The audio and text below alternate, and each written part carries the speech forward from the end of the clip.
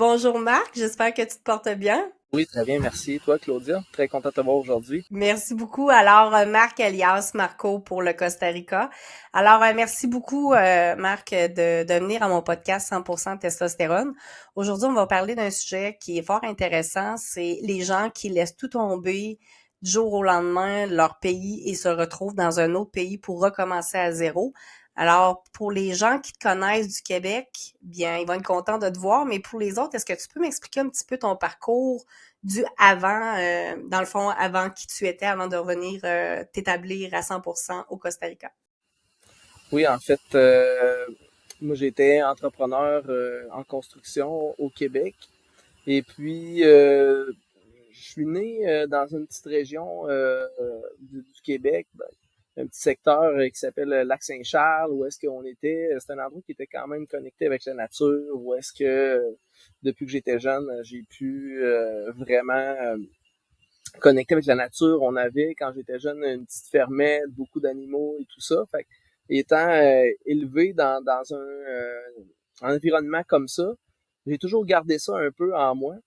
Et puis, à un moment donné, au fil des années, c'est venu un peu me rattraper. Je trouvais que dans la vie de tous les jours, le quotidien, le stress du travail et tout ça, il me manquait un peu cette partie-là. Donc, j'ai eu envie un peu de revenir aux sources.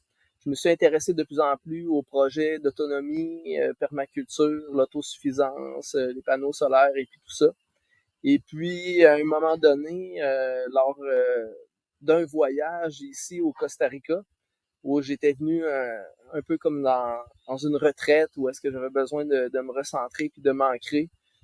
C'est là que j'ai vraiment trouvé, on va dire, la voie ou l'endroit où est-ce que j'avais envie de continuer l'aventure. OK. Puis, qu'est-ce que tu faisais comme travail avant de déménager officiellement au Costa Rica? Ben, c'est ça, j'étais entrepreneur général au niveau de la construction, rénovation et tout ça, là. Puis, là, t'es rendu à quel âge, là? 42 ans, 42 rotations autour du soleil. Wouh! 42! Ouais. Fait qu'en fait, t'as fait la construction pendant combien d'années au Québec avant de Ben, switcher? depuis, je te dirais, dans vingtaine d'années, ça faisait 20 quelques années là, que j'étais entrepreneur en construction. OK. Puis du jour au lendemain, t'es allé faire ta retraite, puis tu t'es dit, ah là, je suis comme plus capable de ce qui se passe au Québec. Je suis tannée, j'ai besoin de me recentrer puis de me retrouver vraiment pour profiter de la vie pleinement, beaucoup plus que de travailler 7 sur 7. Tu sais, c'est quoi, hein, la construction, t'as la proportion de l'été là, que les gars travaillent en fou. Puis bon, t'as la petite partie de l'hiver. Qu'est-ce que tu faisais l'hiver? T'étais-tu comme, t'arrêtais de travailler ou t'avais quand même, tu Non, on continuais pareil? travaillait, on avait des contrats à l'intérieur et puis tout ça, même des fois des chantiers extérieurs. On travaillait pas mal à l'année. Euh, Sauf que ça, c'est sûr que j'ai pas été quelqu'un qui tripait beaucoup sur l'hiver. J'ai toujours préféré la chaleur, mais je faisais quand même beaucoup d'activités. J'ai toujours été quelqu'un qui aimait beaucoup faire du plein air. Fait que autant l'hiver, je faisais de la raquette, du ski de fond, des randonnées, des trucs comme ça. Qu'en été, je faisais aussi de la randonnée, du kayak, tout ça. J'ai toujours été un amoureux de la nature, beaucoup de randonnées en montagne et tout ça. Fait que j'ai toujours resté dans ma vie connecté un peu avec ces éléments-là. OK. Puis qu'est-ce qui est arrivé? Tu m'as dit que tu étais allé un bon jour, t'as décidé de dire OK, je pars en voyage. Je pense que c'était ça, hein? Tu as décidé de dire je passe un road trip, puis j'ai décidé que c'était le Costa Rica, ça me parle, j'y vais. T'es resté combien de temps la première fois? Ben, en fait, au départ, c'est ça. Je suis venu ici pour un voyage de un mois. En fait, j'avais jamais fait de voyage plus de 2 semaines. J'avais fait beaucoup des resorts un peu, là, République dominicaine, Cuba, Mexique, des trucs comme ça, comme un peu tout le monde fait. Et puis, là, j'avais le goût d'une nouvelle aventure, quelque chose de nouveau, de différent. Je suis parti avec mon sac à dos. Premièrement, je suis parti un mois. Euh, Mon objectif était vraiment de me ressourcer, de me détacher, de me déconnecter un peu du système qui allait un peu trop vite au Québec. Que ce soit au Québec ou ailleurs, je pense que c'est comme ça là, quand on est dans une profession, est-ce qu'on est beaucoup dans notre métier là, de cette façon-là. Donc, j'ai voulu simplement me déconnecter de ça, me retrouver avec moi-même, pouvoir me reconnecter. Et puis, je suis arrivé ici, je connaissais pas personne, je suis arrivé tout seul. J'avais écrit des messages sur les groupes là, comme Québécois au Costa Rica, des trucs comme ça. Il y a des gens qui m'ont écrit, qui m'ont dit ah ok, je peux t'aider parce que vu que je connaissais rien, je connaissais pas l'endroit, puis à ce moment-là, je parlais pas espagnol. Là, puis je parlais un petit peu anglais. Fait que là, dans le fond, fait que certains Québécois comme ça sur les réseaux m'ont aidé, m'ont référé à des personnes, m'ont présenté des gens, euh, m'ont montré des endroits. Par la suite, j'ai communiqué aussi avec une autre fille qui venait de Montréal, était venue me rejoindre, puis on s'entendait bien. Puis là, elle avait un projet, là, pas un projet, mais un trajet. Dans le fond, prédéterminé, parce qu'elle allait rejoindre une autre amie de fille, puis on allait visiter l'autre côté, du côté des Caraïbes.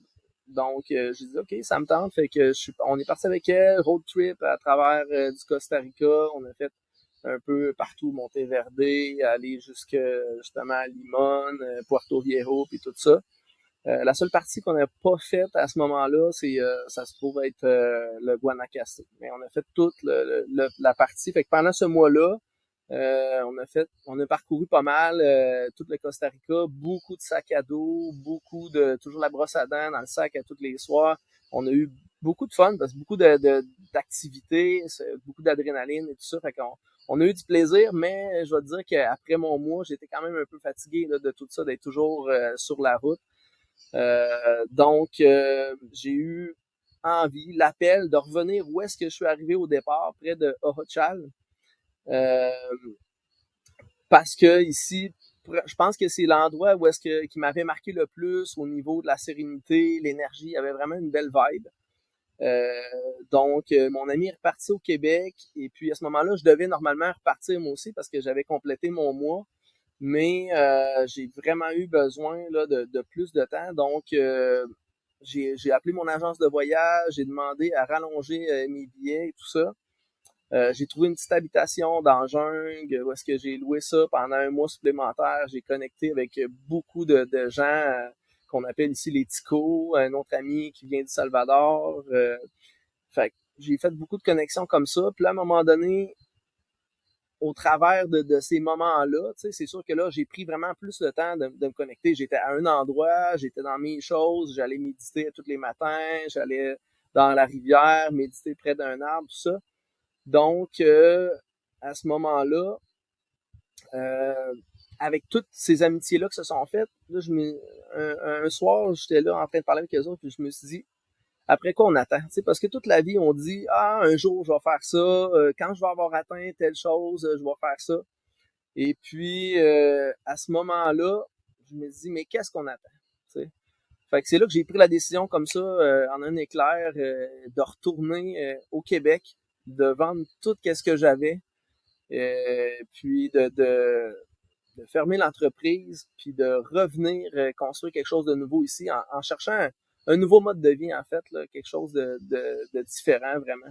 Puis on s'entend qu'ici, au niveau de l'autonomie, c'est quelque chose que je recherchais au niveau du Québec, beaucoup plus complexe à cause de l'hiver et tout ça. Fait que créer un projet d'autonomie ici au Costa Rica, ça avait quand même ses avantages.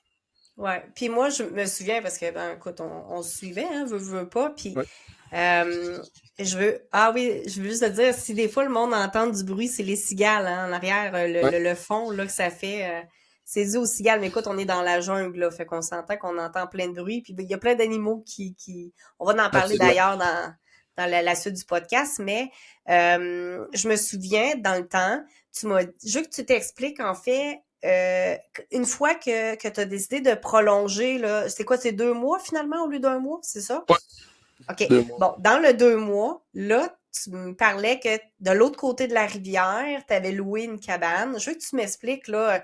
Bon, tu m'as dit que tu t'étais fait des amis, le gars du Salvador et tout, puis tu étais de l'autre côté de la rivière. Puis je veux que tu me dises, qu'est-ce qui a fait que tout d'un coup, tu as trouvé ce terrain-là, puis que tout en a découlé, puis qu'après ça, tu as décidé de tout vendre? Ouais, ben en fait, comme j'allais à tous les matins dans la rivière, me connecter à la rivière, puis c'est vraiment un endroit vraiment incroyable. Là, tu l'as vu toi-même quand tu es venu ici auparavant. Euh, je sais pas, je me sentais un peu comme dans Mowgli, le livre de la jungle, là, si tu veux. J'ai été reconnecté à ma jeunesse, à tout ce que j'avais toujours voulu, connecté à la nature. Fait que je venais tous les matins comme ça, puis tu sais, au fur et à mesure, on explorait, je suis parti à l'aventure un peu, marcher dans la rivière, tout ça, puis j'ai vu les espaces qu'il y avait de l'autre côté de la rivière. J'ai décidé d'aller m'aventurer un peu plus, d'aller marcher, puis j'avais trouvé vraiment que cette terre-là était intéressante, mais elle n'était pas à vendre.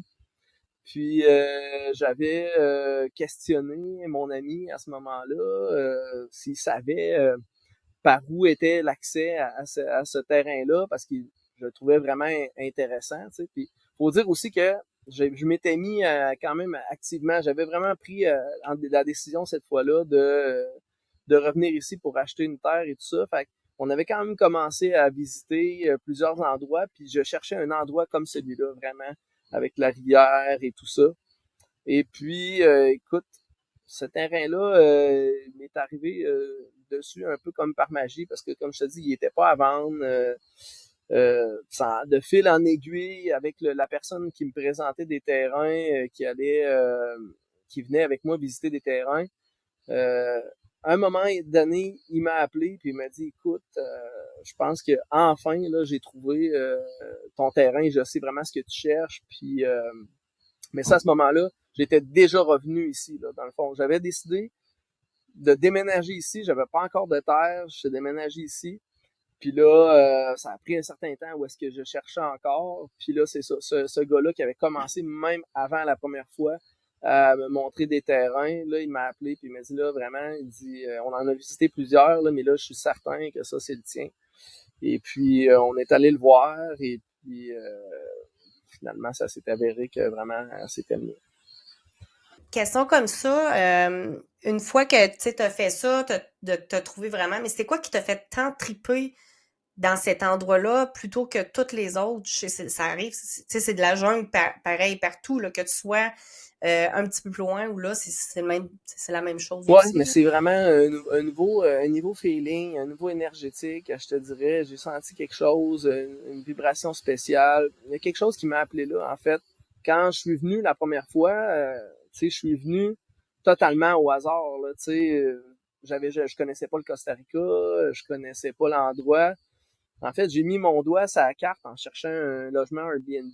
J'ai trouvé cet endroit-là. J'ai dit, c'est là, je m'en vais. Je savais pas pantoute. Je suis arrêté à l'aéroport. J'ai loué une voiture. Je me suis envenu sur la route juste en suivant le point GPS. Je savais pas ce que je m'en allais. La vie, elle m'a amené ici. Puis comme je te dis, après, je suis reparti. Puis j'ai visité tout. Puis c'est vraiment ici que j'avais eu comme un coup de cœur. Que je savais que c'est ici qu'il fallait que je revienne. Fait que je pense que c'est un peu prédéterminé par la vie. C'est pas... je peux pas te dire j'ai choisi ça selon tel ou tel critère. C'est vraiment une question de feeling, de vibration, d'énergie, tout ça. Tu sais, dans le fond, quand tu as décidé de starter Arbolescence, tu as toute comme une petite stratégie de marketing, là, je veux dire, comment tu t'es venu à dire, hey, moi, je vais faire ce logo-là, puis moi, ma mission ou ma vocation, c'est d'aller vers tout ce qui est communautaire. Tu peux-tu m'expliquer comme tout ton petit parcours de...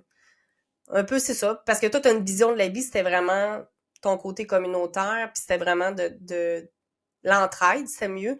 Fait que tu peux-tu m'expliquer un peu qu'est-ce qui a décidé que tu es allé vers ça exactement? Ben, en fait, je te dirais que le nom Arbolescence est venu un peu d'un download. Tu sais, c'est pas quelque chose que j'ai vraiment choisi. Encore une fois, tu sais, je te rappelle, dans le fond, sur le dernier mois que je me suis ancré, que j'étais ici sur le terrain voisin avec en louant une petite cabine. Dans le fond, il y avait un arbre c'est l'arbre de la vie. Dans le fond, c'est l'arbre qui est sur mon chandail, c'est un ceiba. Puis il y a un arbre qui est là-bas qui a environ 300 ans. Et puis j'allais méditer à ses pieds à tous les matins, en m'ancrant à lui, en lui parlant.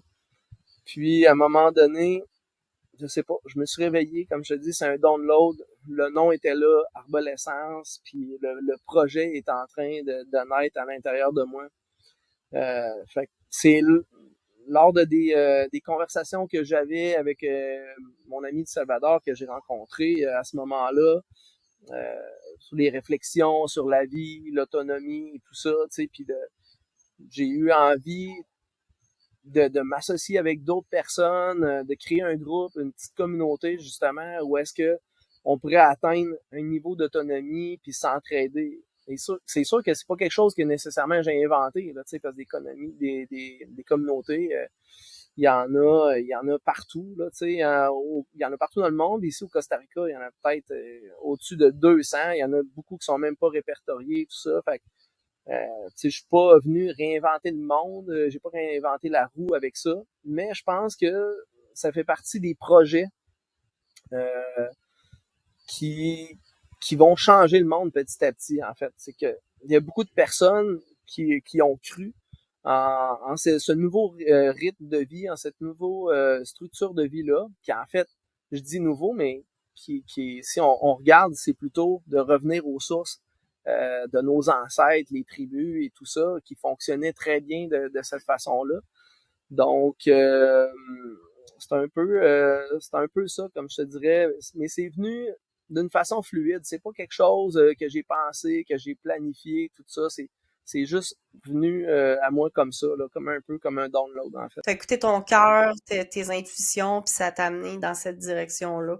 Parce que dans le fond, quand on parle du genre de projet que tu fais, il faut qu'on ait de la débrouillardise.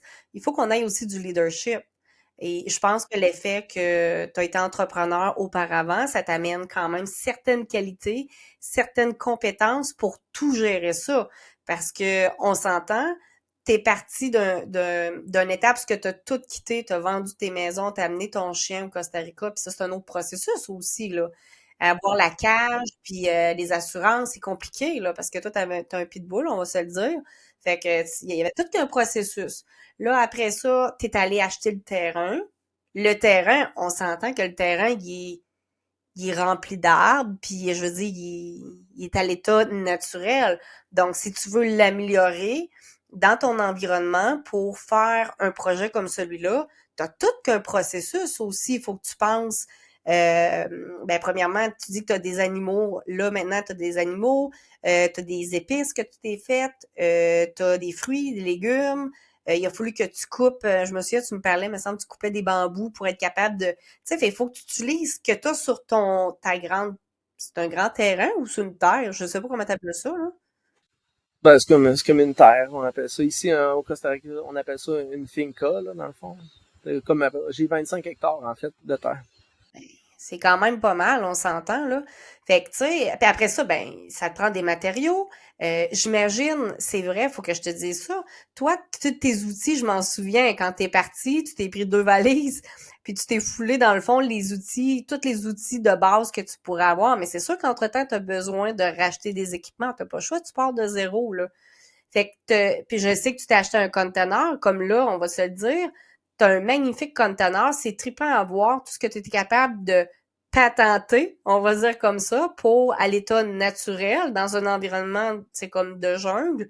Mais tout ce que tu as été capable de faire sur cette terre-là, c'est juste incroyable. C'est magnifique, ton conteneur. Tu sais, tu peux mettre tous tes outils, mais en même temps, c'est que tu peux, comme, tu as tout arrangé. Là, on le voit pas, mais pendant que je te parle, je vais faire circuler des photos un peu de ta cuisine. Hein? C'est comme une cuisinette extérieure. Tu as ton petit coin salon où ce que tu es présentement. Après ça, je sais que tu avais tes poissons, tu as tes poules. Qu'est-ce qui manque d'autre? J'ai vu qu'il y avait un minou tantôt, là, cette histoire-là. Ouais, ben là, j'ai deux chats, un minou. J'ai eu plus d'animaux avec le temps, mais là, par contre, vu que en ce moment, je suis dans un processus de construction puis tout ça, l'occupation des animaux était devenue comme un peu une charge. Fait que dans le fond, j'ai d'autres amis ici, là, des ticos, des locaux, qui ont d'autres fermes un petit peu, je te dirais environ à 20 minutes d'ici, là, où est-ce que j'ai envoyé, dans le fond, mes chevaux que j'avais, et puis ma chèvre aussi, puis tout ça. Parce que c'est sûr ils vont réintégrer l'endroit à un certain moment, mais dans le moment, euh, avec tous les projets de construction qu'on est en train de faire, ça me demandait une charge là, de travail supplémentaire que je pouvais pas me permettre là, dans le moment. Ouais, ouais, je comprends donc. À un moment donné, tu peux pas tout faire, puis tu sais, comme tout gérer en même temps. Être entrepreneur, tu sais, général, on peut avoir du bon leadership, puis on peut avoir toutes les intentions du monde, mais à un moment donné, t'es seul. Je sais qu'à un moment donné, t'as eu une équipe là, au début pour te donner un bon coup de pouce à construire tes cabanes. Là, présentement, t'es rendu à combien de cabanes? Deux? Là, présentement, on est rendu à quatre habitations, mais dans le fond, ben là, j'ai des gens là qui sont en processus là d'investissement, qu'on va construire des plus grosses habitations là. Tu sais, là, on a des petites cabinas, ce qu'on appelle cabanes, dans le moment, mais on va avoir des habitations un petit peu plus, on va dire, luxueuses, tout en respectant le rustique là, de la nature et tout ça. Là. Donc, mais on va avoir différentes habitations pour différents goûts, différents besoins. Puis, tu sais, le but aussi, c'était d'être 100% autonome parce que pour te rendre chez toi, tu as certains kilomètres à faire aussi, tu es dans la jungle. Fait que tu peux pas, ben, tu sais, tu vas aller mettre du gaz, tu vas aller faire ton épicerie, mais souvent, tu essaies d'utiliser ce que tu as comme ressources sur ta terre pour être en mesure d'être le plus autonome possible puis moins te déplacer. C'est ça le but aussi de ton projet, là. Fait que Ouais, dans en le fait, fond, le but, ouais, t'as vas-y. combien de poules pour le fun, juste par curiosité? Ah, là, j'en ai peut-être une trentaine, là, environ. Oh my God, ok, je pensais que tu en avais 5-6 la dernière fois, tu t'en es rajouté? Non, ben en fait, la dernière fois quand t'es venu, je devais en avoir une dizaine, mais là, dans le fond, je suis en train d'en élever d'autres qui donnent pas encore d'œufs présentement, parce qu'une poule, ça prend environ 9 mois là, avant de commencer à pondre des œufs. Là, ceux que j'en ai une quinzaine que j'ai rajouté. Euh, ben, un petit peu plus que ça, j'ai eu des coqs, j'ai eu plusieurs, parce que dans le fond, soit ben, j'ai une certaine race de poules qui sont des poules rustiques, et là je fais de l'auto euh, création, là, si tu veux, dans le fond, les petits poussins ils naissent, puis tout ça, là. Mais j'en ai d'autres que j'achète, là, qui sont plus au niveau des poules pondeuses pour donner une meilleure production, puis tout ça, là. Dans le fond, c'est ça, je te disais que tu avais des poissons, tu avais tes fruits, tu avais tes légumes, tes plantes, tes épices, peu importe. Puis j'aimerais savoir, c'est quoi les péripéties qui t'est arrivé? Parce que là, ça fait quoi, 3 ans que t'es là? C'est ça? Je me trompe-tu? Ouais, là, ça fait 3 ans, en fait, moi, que je suis ici. C'est parti à zéro. Fait que le temps de tout monter ça, il faut que tu t'ajustes au fur et à mesure avec ton nouvel environnement. T'as beau avoir été 2 mois au Costa Rica côté touristique, mais vivre, c'est un autre game. Puis repartir à zéro sur quelque chose qui à l'état de nature, c'est sûr qu'il arrive des péripéties, puis tu sais, t'as la saison des pluies. Fait que c'est quoi les genres de péripéties qui t'est arrivé, soit avec tes animaux ou avec la nature, peu importe? Ben, c'est sûr que de toute manière, que ce soit ici ou ailleurs, je pense que repartir une nouvelle vie dans un nouvel environnement, un nouvel endroit, ça reste toujours tout un défi. C'est sûr que, premièrement, moi, en tant qu'entrepreneur du Québec, on est habitué d'avoir les matériaux qu'on a besoin quasiment immédiatement en allant à la quincaillerie, avec les Canac Marquis, Rona et tout ça de ce monde. On a quand même une belle facilité à avoir tous les matériaux qu'on a besoin dans l'instant présent, là, ou quand même rapidement. Tandis qu'ici, une des premières choses que j'ai remarqué, c'est que ils fonctionnent pas, les constructions sont pas de la même manière, fait qu'il y a un petit peu un réapprentissage au niveau non du comment faire, parce que la base de la construction est pareille, mais c'est les matériaux qu'on a de disponibles et puis beaucoup d'inventivité, là, tu sais. Puis je te dirais que les ticos sont surprenants pour ça, là, tu sais. Des fois, sans avoir des gros moyens, ils réussissent à faire des choses impressionnantes avec très peu, là, tu sais. Fait qu'ils sont très inventifs. Fait que il faut apprendre un peu d'eux autres. Fait que, tu sais, oui, dans mon équipe, là, tu sais, au début, j'avais, à un moment donné, j'avais 6 personnes là, locales là, qui travaillaient avec moi. Au travers de ça, j'ai eu beaucoup de volontaires et tout ça. Fait que c'est sûr que oui, là, il y a tout le temps, il y a beaucoup, beaucoup d'événements qui peuvent arriver, puis qu'il faut de l'inventivité, en fait, qu'il faut tout le temps être prêt à trouver une nouvelle solution et tout ça, là. Puis il y a la chaleur aussi, hein, faut pas oublier que tu sais on part d'un climat quand même au Québec qui est oui, on a l'hiver qui est rude, qui est dur là, mais tu sais comme aujourd'hui en ce moment là, il fait 30 degrés là, puis le taux d'humidité il est assez haut, fait que ça dépend, tu sais, on s'habitue. La plupart des gens qui viennent me visiter, qui arrivent du Québec puis qui viennent ici passer 10 jours, 2 semaines puis tout ça, au début ils trouvent ça plus rough, ils sont là, ouh il fait chaud ici, il fait chaud, mais on s'habitue en fait, tu sais, fait que c'est sûr que c'est un temps d'adaptation tout ça, puis j'ai amené mon chien aussi, fait que euh, c'est ça. Tu sais, même mon chien, il a fallu qu'il s'adapte. Aujourd'hui, il s'est bien adapté, mais tu sais, on arrivait d'un pays nordique avec quand on est parti du Québec, il devait faire -30, puis là on arrive à +30. C'est une grosse adaptation et tout ça. Je suis vraiment curieuse, ok? Je te coupe 30 secondes. Je suis vraiment curieuse. Est-ce que ton chien mange encore des croquettes ou tu lui fais plus manger de la bouffe locale que tu as sur ton terrain? Finalement, il est revenu aux croquettes, mais parce que départ, là, j'avais plus de difficultés. Il y avait eu un temps de transition au niveau de son alimentation. Là, je te dirais, à un moment donné, il voulait comme plus manger les croquettes parce qu'il connaissait pas la nourriture qu'il y avait ici. Puis à un moment donné, tu sais, ici, il y a quand même beaucoup de chiens là, un peu partout. Puis on est allé à un endroit où est-ce qu'il y avait un chien, puis là, il a commencé à manger sa nourriture. Fait que là, je me suis informé qu'est-ce qu'il mangeait, puis je suis allé chercher ça par la suite, là. Mais c'est sûr que mon chien, tu sais, il mange des croquettes, mais c'est comme un substitut, là. Fait que, parce que c'est sûr que il mange quand même un peu la même chose que ce que nous, on mange, là, tu sais. Puis c'est sûr que euh, c'est pas juste parce que je suis déménagé ici, en fait. Au niveau de l'alimentation, je pense que c'est quelque chose qui s'est fait au fil des années. Là. Pour ceux qui me connaissent d'avant, là, c'est sûr que j'étais beaucoup plus massif, beaucoup plus pesant.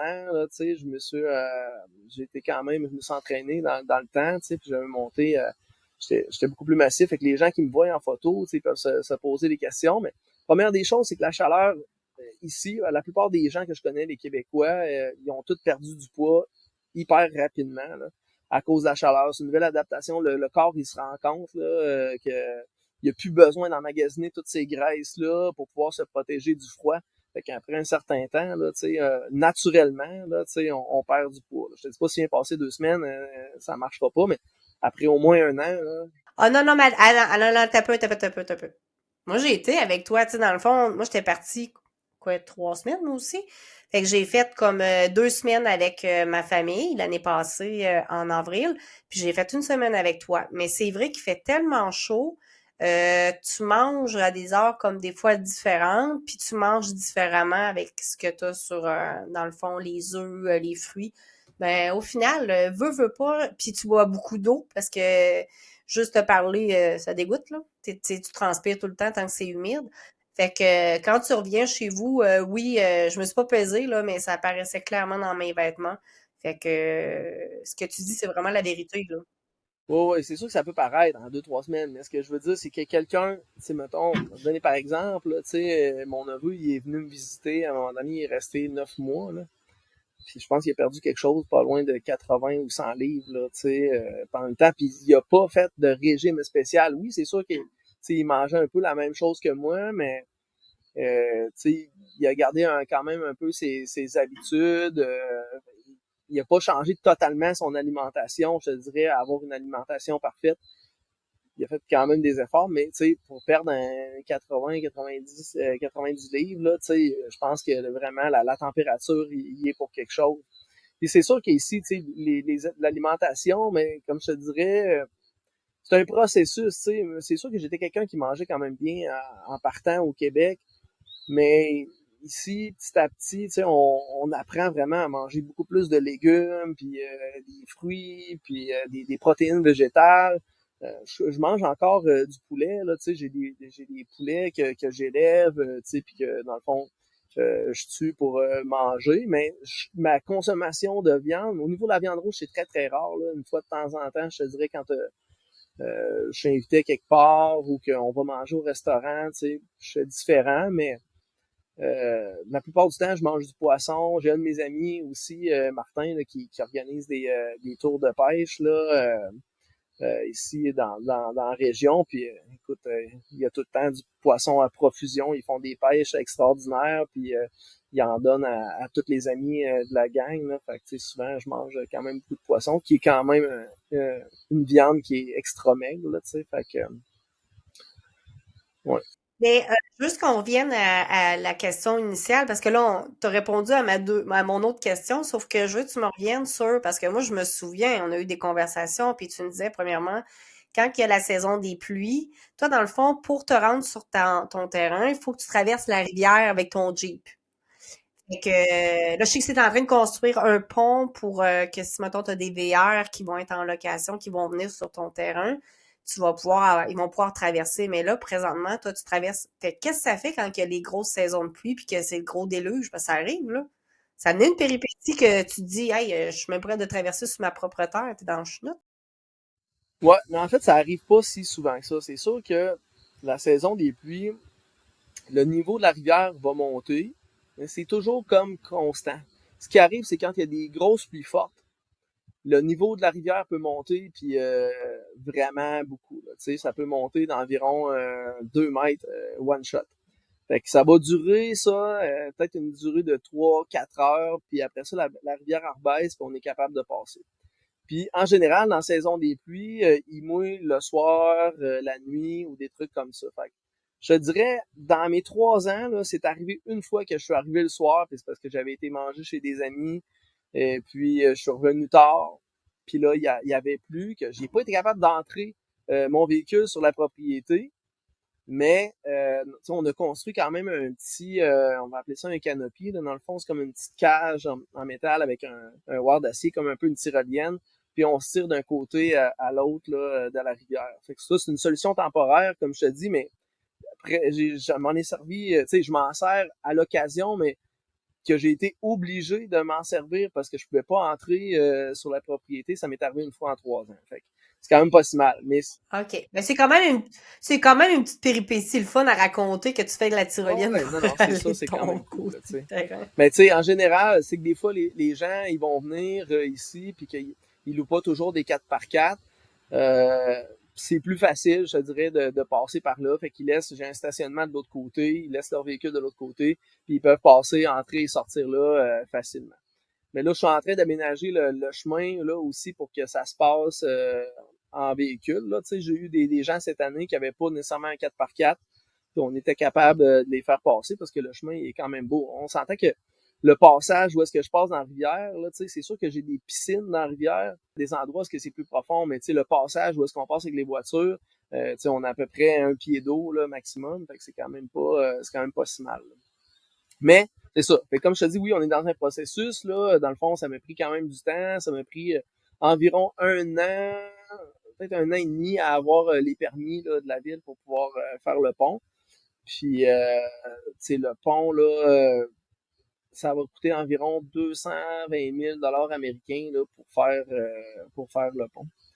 Mais ça va être un pont qu'on va pouvoir utiliser à tous les jours. Là. Celui qui est je vais garder le passage dans la rivière pour toute la machinerie lourde, des trucs comme ça quand on effectue des travaux.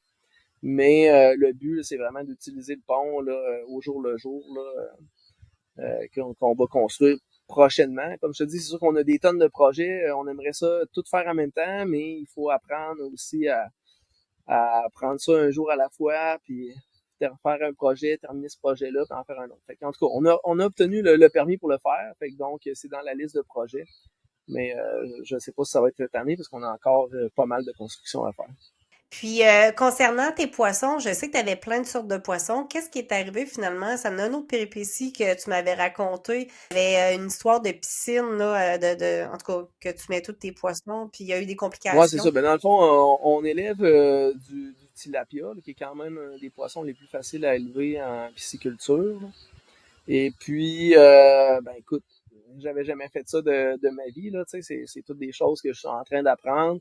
Fait qu'on avait créé une piscine et tout ça, puis on a de l'eau qui vient d'une source en haut, qui nous alimente en eau. Et puis, pour que les poissons ils puissent bien vivre, mais ça leur prend tout le temps de la nouvelle eau qui rentre pour créer de l'oxygène. Fait que, comme un peu dans un aquarium, quand l'eau elle tombe sur l'eau, ça crée de l'oxygène et puis tout ça, puis ça prend une entrée puis une sortie. Fait que là, dans le fond, on avait de l'eau qui rentrait, mais celui qui, dans le fond, qui était venu nous vendre les poissons, nous avait dit ah, je trouve que c'est pas assez d'eau, puis tout ça, tu sais. Puis il faudrait ajouter plus d'eau. Fait que, mais ça marchait super bien quand même. Malgré qu'ils nous avaient dit ça, on avait de l'eau, les poissons étaient vivants, il avait commencé à se procréer puis tout ça. Mais là, à un moment donné, je me suis dit, OK, je me suis fait venir une petite pompe, tout ça. Fait que là, tout ici fonctionne avec de l'énergie solaire. Fait que des panneaux solaires, des batteries, tout ça. Puis, fait que là, à un moment donné, je me suis dit, bon, ben peut-être que si je vais rajouter de l'eau, je vais pomper l'eau qu'il y a dans le bassin, puis je vais la renvoyer. Fait que je m'étais dit, ça va faire le double d'oxygène qui va rentrer. Par contre, ici, il fait tellement chaud. Quand on arrive avec une eau fraîche qui est naturellement, qui tombe, euh, l'eau sur le dessus elle est chauffée par le soleil, mais au fond du bassin, elle reste froide, puis tout ça. Mais moi, en mettant le tuyau, puis en reprenant l'eau, puis en la renvoyant dedans, ça a comme tout mélangé l'eau. Fait que dans le fond, on n'avait plus un eau chaude et un eau tiède, on avait vraiment une eau qui était devenue presque chaude en entièreté, là. Fait que ça a été un petit peu un désastre à ce moment-là. Là. On a perdu beaucoup de poissons, mais écoute, on s'est rendu compte rapidement là, de ça. Fait qu'on a pu récupérer les poissons qui étaient encore en forme. Puis on a enlevé ce système-là, là, tu sais, puis on est allé chercher de l'eau plutôt à la rivière pour avoir de l'eau qui était plus fraîche et tout ça. Puis là, ça a fonctionné, puis ils se sont mis à se reproduire. Fait que, si mettons au début, on avait peut-être 800 poissons quand on les a achetés. Euh, il nous en a resté peut-être une centaine. Il y en a quand même pas mal qui sont morts. Là, il n'y en a pas beaucoup qui ont survécu, mais on n'en a pas racheté d'autres. Puis sur les 100, ils se sont mis à se reproduire. Là, puis on doit en avoir au-dessus de 2000 maintenant. Là. Puis, on a créé même d'autres piscines, là, dans le fond. Là, c'est ça, il a fallu qu'on crée d'autres piscines, puis prendre les nouveaux poissons, les mettre dedans. Fait que là, c'est ça, là, ça fonctionne bien. Mais il y a tout le temps, c'est un apprentissage, hein, même au niveau de la permaculture. Là, je suis pas arrivé ici avec toutes les connaissances, là, j'avais des bases parce que je m'intéressais à l'autonomie puis tout ça, mais j'ai travaillé avec des gens qui sont venus me donner un coup de main, qui m'ont expliqué des choses, puis encore aujourd'hui, je reçois des volontaires, puis il y a tout le temps des gens qui ont des expertises un peu plus poussées dans certains domaines, au niveau de la régénération des sols, des choses comme ça. On en apprend un peu à tous les jours. Là, c'est quand même intéressant, c'est un processus vraiment intéressant. Puis c'est sûr, on s'aperçoit aussi qu'avec le climat, il y a tout le temps, il peut y avoir des restrictions. Là, fait que atteindre l'autonomie à 100%, je ne crois pas qu'on peut atteindre le 100%, mais on peut quand même atteindre, ben, comme tu vois, au niveau de l'énergie solaire, fait que l'électricité, l'alimentation en eau, ça c'est 100% l'autonomie. Au niveau de l'alimentation, on va encore chercher des choses au marché, mais le but c'est de produire toutes les choses qu'on consomme le plus. Quand je te dis il y a des restrictions, c'est sûr que ici, dans le fond, on est à Ossa, on est à un niveau d'altitude d'à peu près 60 mètres au-dessus de la mer. J'ai des plantelles un petit peu plus haut, là, des terrains qui vont jusqu'à 200 mètres au-dessus de la mer. Mais dans les cultures, qu'on va dire plus fraîches, quand on commence à monter à 1000 mètres, 2000 mètres et tout ça, versus ici, il y a des choses qu'on peut pas cultiver vice et versa d'un endroit à l'autre. Fait comme exemple des fraises, des carottes, il y a des trucs qui sont pas vraiment cultivables ici. Mais on apprend à travailler avec qu'est-ce qu'on consomme le plus puis qu'est-ce qu'on est capable de produire. Puis dans l'idée, ben, peut-être de plus tard, justement, pouvoir faire des échanges avec d'autres communautés. Là. Ouais, parce que dans le fond, tantôt, tu me parlais des cabanes, mais tu me dis que tu as l'autonomie au niveau de l'eau, fait qu'il a fallu que tu passes des tuyaux aussi, là. Ce qui est génial, c'est que moi, je me souviens très bien, ton eau, elle est potable.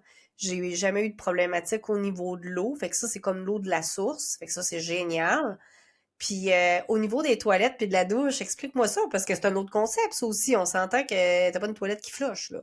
Non, ben là ici, comme je te dis, moi j'ai opté pour un système de toilette à compost, là, dans le fond, qui se trouve être dans le fond, c'est comme une toilette sèche, en fait. C'est juste que la toilette à compost, c'est qu'on récupère, on met du brin de scie. Fait que dans le fond, on a un récipient, on fait nos petits travaux dans ça, puis on met, dans le fond, il y a comme du brin de scie, puis on renterre ça avec du brin de scie. Là, quand, mettons, elle est à moitié pleine, on s'en va le jeter dans un endroit compost, puis là, c'est remélangé avec des feuilles et tout ça, puis on y laisse un processus d'environ, je te dirais 1 an, avant de pouvoir être réincorporé à la terre, mélangé pour pouvoir faire euh, un compost, dans le fond, pour mettre dans les cultures. Là, Puis la douche, moi, en tout cas, je me souviens, ta douche, c'est comme une douche à ouverture à la lune, là, puis au soleil. C'est vraiment merveilleux parce que c'est une super de belle expérience de se laver à la belle étoile, comme on dit, là. Fait que quand il y a la pleine lune ou les étoiles, tu prends le temps de te laver le soir, puis là, tu regardes, tu observes, là, puis c'est tellement magique, là. On n'est pas habitué à ça, nous autres, au Québec. On veut dire, on a notre salle de bain à l'intérieur de la maison, mais, tu sais, ben ici c'est sûr tu sais, on n'est pas dans un climat qui nous oblige à être tout fermé, tu sais, comme la maison où est-ce que j'habite en ce moment. J'ai ma chambre qui est fermée, puis tout le reste, ma cuisine, ma salle à manger, tout est dehors, ma salle de bain, j'ai des murs, tu sais, pour pas que les gens me voient prendre ma douche, mais j'ai pas de plafond, tout est ouvert, mes fenêtres sont ouvertes, là, tu sais, c'est sûr que c'est une expérience différente, mais encore là, il y a différents types de constructions. Là, tu sais, on a des constructions où est-ce que, dans le fond, sont plus intimes. T'as d'autres constructions qui sont comme partagées avec la cuisine communautaire et tout ça.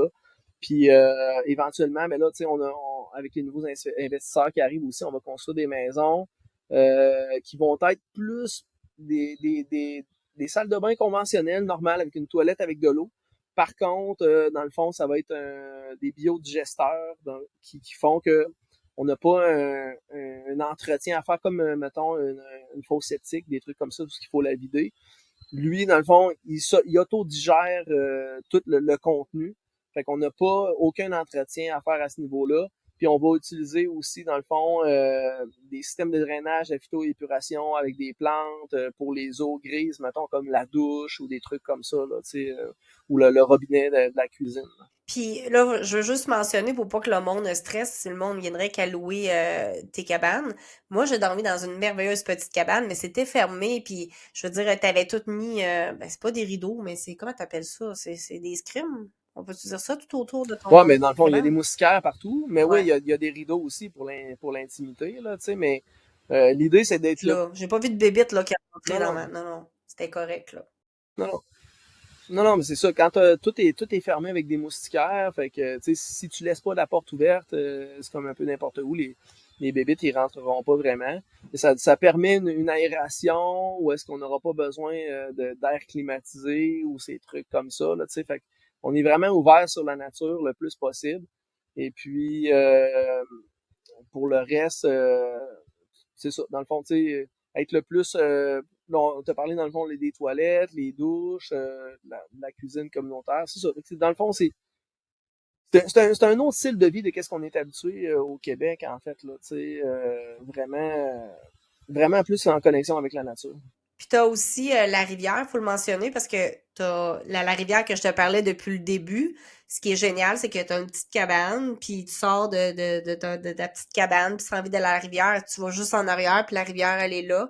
Fait que ce qui fait que le soir, t'entends le bruit de la rivière, c'est très apaisant. Ça l'amène une certaine fraîcheur aussi, là, veux pas la rivière. Puis si t'as vraiment chaud, ben, tu t'en vas te garrocher dans la rivière. Ah ouais, non, non, mais ça, c'est absolument magnifique, là. Tu sais, à n'importe quelle heure de la journée, on a besoin. Comme je te dis, on est directement connecté avec la rivière, qui est vraiment une rivière merveilleuse. Il y a beaucoup de gens, tu sais, euh, qui tripent sur les rivières, là, tu sais, puis qui viennent ici, là, puis ils sont vraiment en amour avec cette rivière-là. Elle a vraiment quelque chose de spécial, une structure rocheuse et puis tout ça, là, tu sais. Mais hey, je veux-tu que je te dise quelque chose? La dernière journée, quand j'ai médité dans l'eau, j'ai resté longtemps, j'avais besoin de me retrouver. Puis pour la première fois de ma vie, je me souviens pas de te l'avoir dit, mais j'ai vu un papillon bleu parce que là-bas, c'est comme des papillons bleus, hein. On n'en voit pas tout le temps, mais apparemment que ça peut arriver sur le bord de la rivière. Ouais, ben ici, on en voit plus qu'à d'autres endroits, là, mais le morpho, hein, c'est l'emblème un peu du Costa Rica, là, le papillon bleu, le morpho, c'est vraiment un super beau papillon, là. C'est vraiment impressionnant à voir, tu sais, ça vole tranquillement, puis tu sais, t'entends tous les bruits, puis t'as des grands oiseaux, je me souviens pas c'est lesquels, là, mais je te parle pas des perroquets, là, mais c'est pas des grainerons, mais je sais pas c'est quoi. Ceux qui ont la queue jaune, là, tu parles, puis qui font un genre de drôle de son, je l'imiterai pas parce que ça fait un petit peu son. Ils sont souvent sur les roches, là, sur le bord de l'eau, là, ça j'en ai vu aussi, là, pendant le... Ah, il y a vraiment une biodiversité de toutes sortes, là, tu sais. Ici, on a des jaguarundi qu'on a vus plusieurs fois, soit sur le bord de la rivière, dans la montagne ici. Les singes, les capucins, comme tout le monde connaît, avec le visage blanc. Les congos, qui sont les singes hurleurs, dans le fond, là, qu'on entend le matin hurler. Puis on s'imagine que c'est un singe vraiment énorme, mais en réalité, c'est des petits singes qui mesurent peut-être, je sais pas moi, 40 centimètres ou quelque chose comme ça, là, 40 à 50 centimètres. Mais honnêtement, là, je vais essayer de retrouver sur Internet, pendant que je te parle, je vais réessayer de retrouver le son que ça fait. C'est vraiment épeurant. C'est vraiment Ah, les épeurant. Congos, Tu te ouais, dis, ouais, ouais, c'est oh, ben, impressionnant. on, on dirait que c'est un gorille incroyable, tu sais, vraiment big, là, qui va venir te manger, mais Ah dans le fond, ouais. c'est un petit singe de Au rien, début, là. j'avais demandé à un de mes amis, Alex, un tico, puis là, j'ai dit, c'est quoi le singe qui fait ce bruit-là, puis c'est quoi la grosseur? Puis là, moi, il m'avait fait des aquages, il m'avait dit, ah, ça, c'est aussi grand qu'un homme, puis tout ça, puis là, j'écoutais ça, j'étais tout impressionné, puis là, j'étais comme curieux, je voulais aller dans le jungle, les trouver, puis tout ça, mais finalement, ouais, je les ai trouvés, mais ils étaient beaucoup plus petits que ce qu'il m'avait dit. Puis j'avais vu aussi qu'il y avait la dernière fois qu'on s'est vu, j'avais vu un envolé de petits perroquets verts. Je m'en souviens, on dirait que c'était comme une grosse période, c'est des petits, puis on les voit là, ils volent au travers de les arbres, là, puis c'est rempli là dans les arbres, c'est juste magnifique là, c'est impressionnant à voir, comme tu dis, la diversité. Puis j'ai envie de dire aussi, t'as des périodes que t'as des baleines qui viennent mettre au monde leur baleineau, même ça s'appelle. Oui, ouais, ben c'est deux fois par année.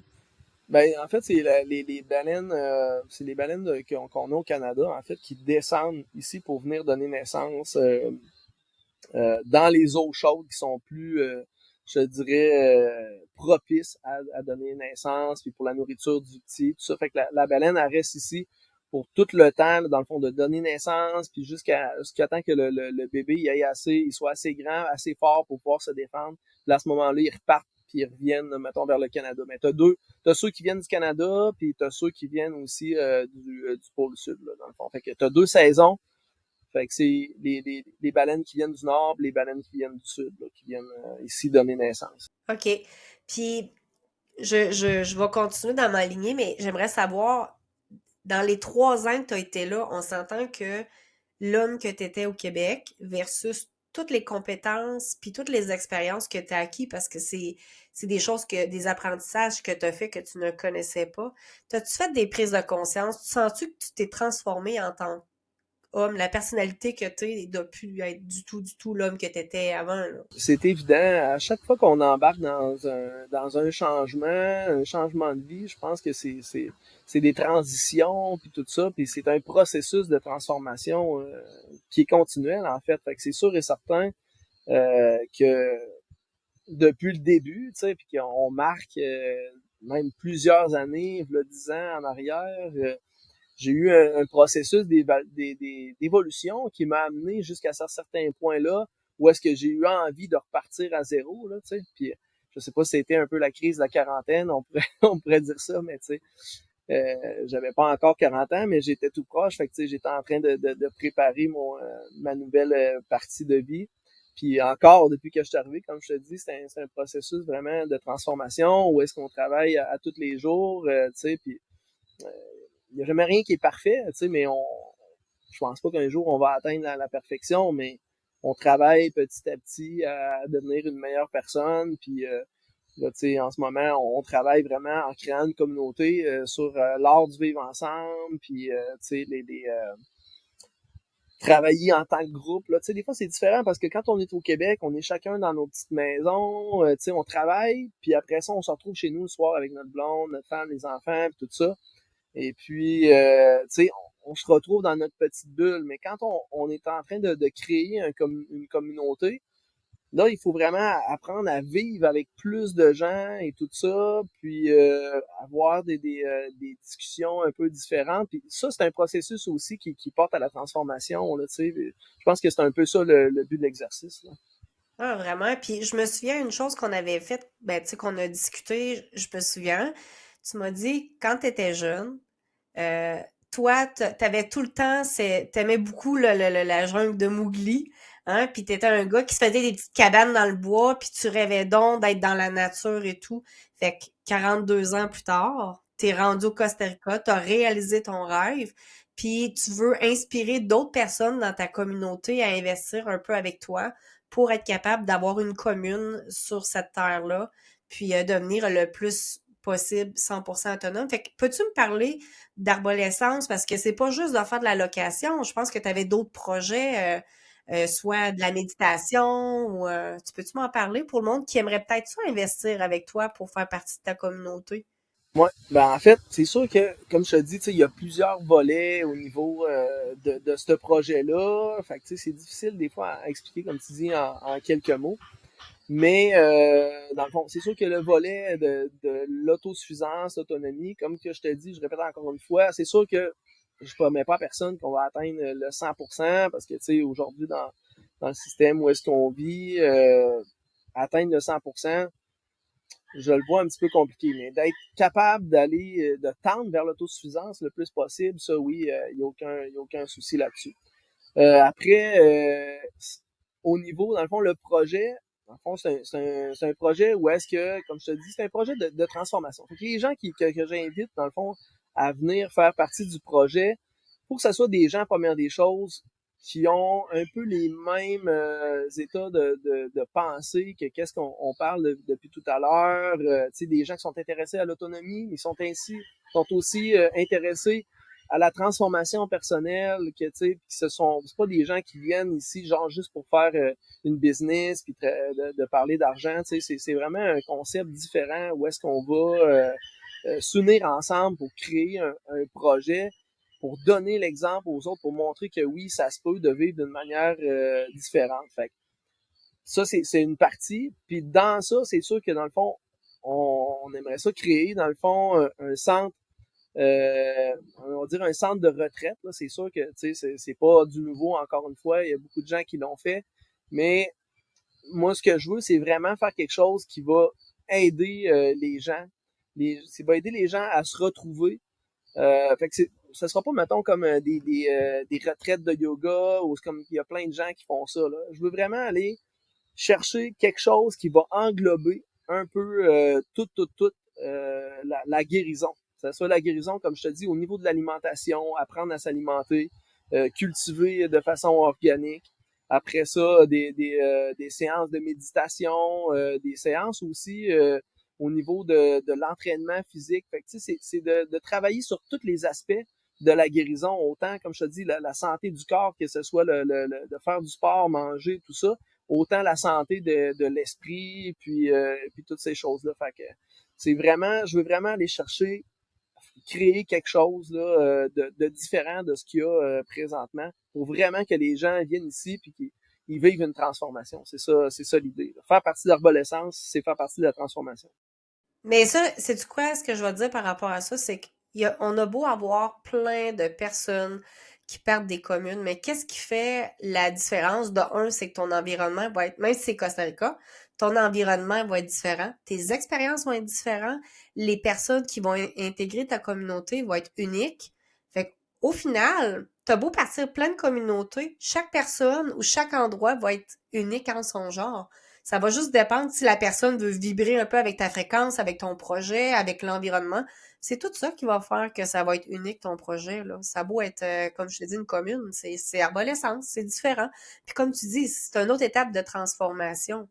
Fait que ça, moi, je vais mettre les liens, dans le fond, dans la barre de description pour que s'il y en a, il y a du monde qui veulent louer, qui veulent investir, qui puissent communiquer avec toi directement. Je sais que tu fonctionnes beaucoup avec WhatsApp, je sais que tu as Facebook aussi, tu as ta page de site Internet. Fait qu'on va pouvoir voir parce que je sais qu'il y a beaucoup d'activités à faire autour. Fait que tu as plein de choses, plein de spots aussi locaux que le monde ne connaisse pas, que tu vas pouvoir leur présenter. Fait que ça, c'est vraiment cool aussi. Et juste, parce que l'entrevue est en train de se terminer, mais là, moi, je veux savoir, peut-être un scoop que le monde ne te connaisse pas, puis que tu serais capable de nous dévoiler. Quand j'étais jeune, ouais, j'étais avec un de mes amis, Guillaume, que lui faisait il composait de la musique électronique, là, qui composait des sons de rap, on va dire. Puis ouais, on avait un petit groupe ensemble et tout ça, puis je me suis amusé, mais tu sais, ça a été une partie de ma vie où est-ce que je pense que j'étais capable de sortir mes émotions par ces choses-là. Mais c'est un processus d'évolution, mais à ce moment-là, tu sais, j'étais à l'adolescence. Donc, ouais, ça a fait partie de ma vie. Non, mais attends un petit peu. On s'entend-tu que ça va chercher ton côté un peu artistique puis ton côté créatif? Fait que même si tu dis, oh, c'était juste une étape dans ma vie où ce que je faisais du rap, je me suis amusée, d'accord. Sauf que il faut que tu dises que en ce moment, à l'âge de 42 ans, tu as utilisé ta compétence qui est la création, qui est la créativité pour réfléchir sur ton terrain, comment tu peux l'emménager, comment tu peux créer quelque chose à partir de zéro. Puis ça, ben ça fait partie. Puis tu sais, quand on fait du rap, on écrit des fois des chansons, peu importe. Donc, il faut utiliser notre cœur, nos capacités, notre créativité, notre intuition, puis on met en place une création qui est une musique de rap. Donc, toi, 42 ans après, tu peux réutiliser cette compétence-là qui est la créativité, puis c'est pas donné à tout le monde, puis il faut que ça se développe, la création, là. Fait que tu peux te servir de ça pour faire qu'est-ce que tu fais. On s'entend-tu que tu leur feras pas chanter du rap là-bas? Mais par contre, tu te sers de ta créativité pour faire qu'est-ce que que tu œuvres présentement au Costa Rica. Fait que ça, c'est. Moi, je trouve que ça a tout le temps un lien, là. Non, pour la création, ça, oui, j'ai tout le temps été quelqu'un de très créatif, puis aussi, comment qu'on peut dire, Ben, ton logo, ça en fait partie aussi, là. ouais, mais c'est comme je te dis, on va dire, j'avais l'idée puis tout ça, mais tu sais, ça a été, je pense que ça m'a été un peu suggéré comme un download aussi, mais il y a beaucoup de choses. C'est sûr que, tu sais, dans la vie, comme je disais ça à un ami dernièrement, je pense qu'on va dire un de mes points forts, c'est de pouvoir voir justement la création. Je suis quelqu'un qui est visionnaire, on va dire, tu sais, j'ai une vision, je la vois, puis je me lance en avant. Quand je crois à quelque chose, je vais jusqu'au fond. Là. Fait que, Donc, ça, c'est une de c'est tes un peu qualités qui te rend exceptionnel. Puis si tu avais une autre ouais, qualité que tu aimerais me dévoiler, qu'est-ce que ça pourrait être? une autre qualité qui me rend exceptionnel aussi, ou une autre Ouais, ouais, ben oui, qualité, certain. J'en demande deux. écoute, ouais, je pense que c'est ça. Je pense que je suis quelqu'un qui est fonceur, qui est courageux un peu, pour avoir tout laissé en arrière de moi, puis partir à zéro comme ça. On va dire que j'ai pas peur de grand chose. Tu sais, je suis capable d'affronter les situations de la vie, peu importe qu'est-ce qui arrive, je suis toujours prêt. Ouais. Puis surtout, j'ai envie de dire, t'as un cœur d'enfant. Parce que pour être capable de faire qu'est-ce que t'as fait et d'aller dans une jungle, parce qu'il y en a beaucoup qui vont dire, ah, mais je vais aller dans la ville de Costa Rica, comme ça, je vais garder ma sécurité. Toi, t'as décidé vraiment de sortir de ta zone de confort puis d'utiliser pleinement ton cœur d'enfant puis de te construire, tu sais, de utiliser tes rêves qui étaient de construire des cabanes dans le bois. Fait que t'as vraiment utilisé ton cœur d'enfant, ton amour pour la nature, pour œuvrer, puis inspirer d'autres personnes aussi à faire partie de ton équipe. Fait que c'est un super de beau projet, là. Ouais. Mais t'as raison là-dessus au niveau tu sais vraiment de mon rêve d'enfance parce que tu sais c'est vraiment quelque chose que sans m'être aperçu, tu sais quand on est jeune, on a tout le temps des visions, des idées puis tout ça. Puis tu sais moi je savais quand j'étais jeune, je savais que je voulais être entrepreneur. Je savais que je voulais vivre au soleil. Ça, c'était décidé d'avance. Puis j'ai toujours, comme tu as dit, d'autant plus avec Mowgli, ces affaires-là, j'ai été toujours super, super intéressé à la jungle. Fait que c'est comme toutes des choses sans savoir que je caressais un peu. C'était ouais, qui se mettent en place, mais tu sais, c'est quelque chose qui était déjà là, tu sais. Sans même le savoir, là, parce que quand t'es un enfant, tu peux pas deviner d'avance ces affaires-là, mais c'est quelque chose qui était en moi, puis que sont juste venus là, comme ça, avec le temps, directement. Puis tu vois, ça, c'est des conversations que j'ai souvent avec du monde. C'est on a tous des rêves quand on est jeune, puis souvent en vieillissant, on devient sérieux, on a des responsabilités, on oublie de rêver, on oublie de réactiver notre cœur d'enfant. Fait qu'il y a beaucoup de rêves qui sont mis de côté, puis à un moment donné, il y a un déclic qui se passe parce que tu t'es reconnecté probablement quand tu étais allé au Costa Rica, tu as fait le vide la première fois, tu t'es connecté avec ton cœur, puis là, c'est comme si toutes les mémoires de ton passé, de tes rêves sont réapparus parce que tu te permettais d'être là à 100% avec toi en méditant, te connectant à la nature. Puis là, ça t'a fait comme peut-être un brainstorming inconsciemment avec tes rêves d'enfance. Puis tu t'es dit, OK, là, c'est là que ça se passe. Puis justement, tu sais, si je le fais pas là, je le ferai jamais. D'où pourquoi tu m'as parlé de ça la dernière fois, là. Fait que, écoute, merci beaucoup. Ça fait déjà 1 heure qu'on est ensemble. Ça va super vite. Puis, je vais mettre, comme je dis, les informations dans la barre de description pour que le monde qui veut investir puisse, dans le fond, communiquer avec toi puis voir, parce que ça va évoluer au fil des années aussi, là. Fait qu'il y a il y a des beaux projets à venir, là. C'est pas juste que ce que tu es en train de mettre en place, mais ça a quand même pris 3 ans puis tu sais, t'as pas terminé, là. Mais c'est un projet d'une vie, hein. Je pense pas que on puisse s'attendre à ce que ça soit jamais terminé à 100%, parce que c'est un processus de créativité. Quand on va avoir atteint quelque chose, on va avoir d'autres idées, puis on va ajouter des trucs, puis c'est un peu ça le processus de création puis de transformation, c'est que c'est jamais terminé à 100%.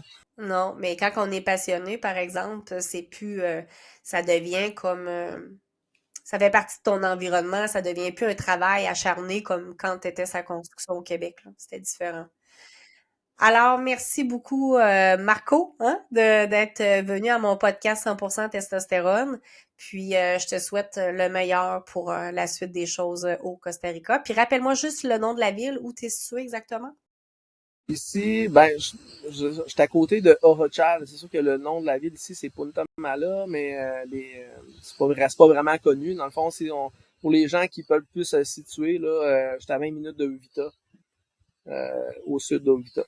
OK. Ben, en tout cas, ça donne quand même une bonne idée sur la carte où se situer. Alors, pour plus d'informations, je mets je mets tout ça dans la barre de description. Puis, merci encore une fois d'être venu. Puis, on se dit à une prochaine. Bye Bye bye. bye. Merci beaucoup de m'avoir accordé cette confiance-là en écoutant mon podcast 100% testostérone. Alors, ce message s'adresse à vous, messieurs. Si vous avez envie d'aller beaucoup plus loin dans le processus, autre que juste d'écouter le podcast, je vous suggère 2 types de services que je peux vous offrir. Alors, le premier, c'est les soins quantiques avec consultation.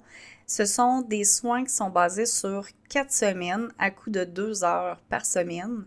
Et ça va vraiment vous faire de grandes prises de conscience, vous faire shifter. Mais pour ça, il va falloir que vous preniez des grandes décisions et il faut vraiment que vous soyez prêt à aller de l'avant. Ça va vous demander une ouverture d'esprit également.